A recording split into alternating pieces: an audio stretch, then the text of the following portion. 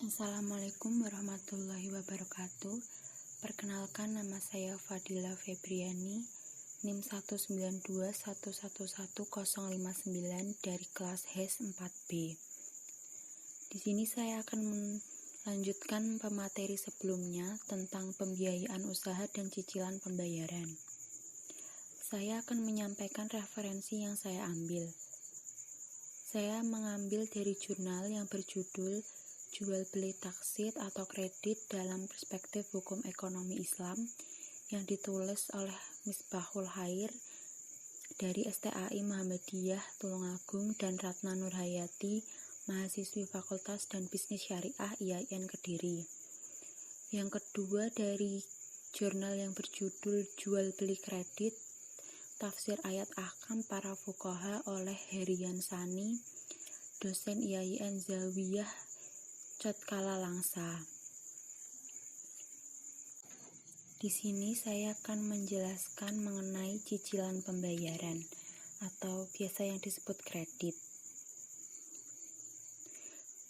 Jual beli secara kredit dapat mewujudkan kemaslahatan kepada penjual dan pembeli. Kemaslahatan pada penjual adalah mempermudah jalan dan membuka peluang menjadikan barang dagangan lebih banyak terjual. Sementara kemaslahatan untuk pembeli adalah mendapatkan barang yang sangat dibutuhkan pada saat ia tidak mempunyai uang yang cukup untuk membayar secara tunai. Jual beli secara kredit merupakan salah satu cara memiliki sesuatu dengan cara mengangsur sehingga barang tersebut resmi menjadi milik seseorang. Jual beli dalam pengertian istilah adalah pertukaran harta dengan harta untuk tujuan memiliki dengan ucapan atau perbuatan. Adapun kredit yang artinya berarti bagian, jatah atau membagi-bagi. Adapun pengertian jual beli kredit secara istilah adalah menjual sesuatu dengan membayar tertunda dengan cara memberikan cicilan dalam jumlah tertentu selama waktu tertentu dan biasanya harganya lebih mahal dibanding harga kontan. Barang kredit merupakan hak milik pihak toko dan akan berpindah hak milik apabila seorang sudah melunasi kewajiban sebagai pembeli. Jadi jual beli dengan sistem kredit adalah jual beli yang dilakukan tidak secara kontan di mana pembeli sudah menerima barang sebagai objek jual beli, namun belum membayar harga, baik keseluruhan maupun sebagian. Pembayaran dilakukan secara angsur dengan cara membayar cicilan dalam jumlah tertentu dan waktu tertentu sesuai kesepakatan antara kedua belah pihak. Pembayaran kredit tidak secara kontan ini juga telah disinggung dalam Al-Quran Surat Al-Baqarah ayat 282 yang berbunyi, Bismillahirrahmanirrahim, Ya ayyuhalladzina amanu idza tadayantum bidainin illa ajalin musamma faktubu, yang artinya, hai orang-orang yang beriman, apabila kamu bermuamalah secara tunai untuk waktu yang ditentukan, hendaklah kamu menuliskannya. Namun, para ulama ketika membolehkan jual beli secara kredit dengan ketentuan selama pihak menjual dan pembeli mengikuti kaidah dan syarat-syarat keabsahannya sebagai berikut. Yang pertama, harga barang ditentukan jelas dan pasti diketahui pihak penjual dan pembeli. Yang kedua, pembayaran cicilan disepakati kedua belah pihak dan tempo pembayaran dibatasi sehingga terhindar dari praktik bai gharar atau bisnis penipuan. Yang ketiga, harga semula yang sudah disepakati bersama tidak boleh dinaikkan lantaran pelunasannya melebihi waktu yang ditentukan karena dapat jatuh pada praktik riba.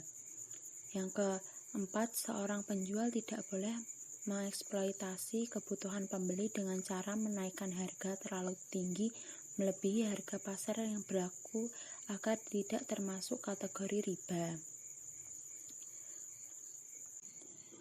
Firman Allah Subhanahu wa taala dalam Quran surat An-Nisa ayat 29 yang berbunyi, Ya ayyuhalladzina amanu la ta'kulu amwalakum bainakum bil batili illa an takuna tijaratan taradim minkum wala taqtulu anfusakum innallaha kana bikum rahima.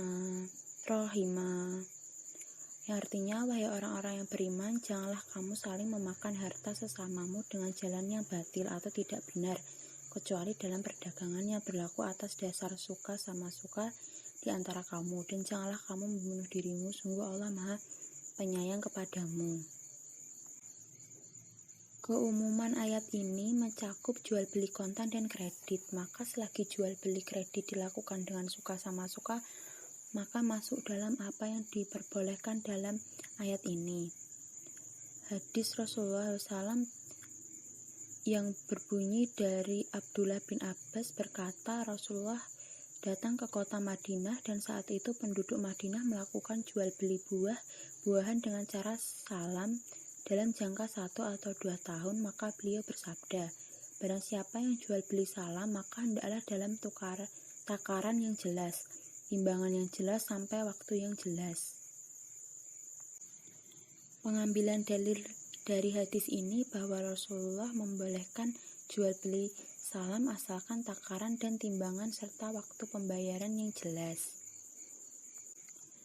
Adapun unsur-unsur yang terkandung dalam pemberian kredit adalah yang pertama kepercayaan, kesepakatan, jangka waktu, resiko, dan balas jasa. Karena waktu merupakan hal yang paling mendasar dalam jual beli secara kredit. Dalam jual beli secara kredit harus diketahui waktunya oleh kedua belah pihak yang sedang bertransaksi, karena ketidakjelasan waktu dapat mengakibatkan perselisihan di kemudian hari sehingga dapat merusak jual beli. Jika waktu pembayaran tidak diketahui dengan jelas seperti saat musim panen, maka menurut kesepakatan ahli fikih jual belinya menjadi batal. Sebab patokan waktu yang demikian memiliki kemungkinan maju atau mundur, serta mungkin saja karena suatu hal yang tidak terjadi panen.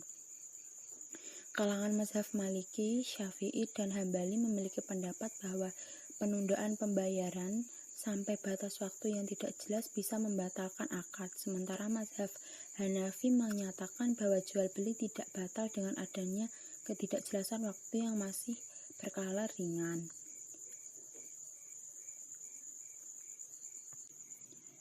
Sebab tempo pembayaran selalu dilekatkan dengan akad sehingga tidak boleh disertai dengan ketidakpastian. Sekian yang bisa saya sampaikan, kurang lebihnya mohon maaf.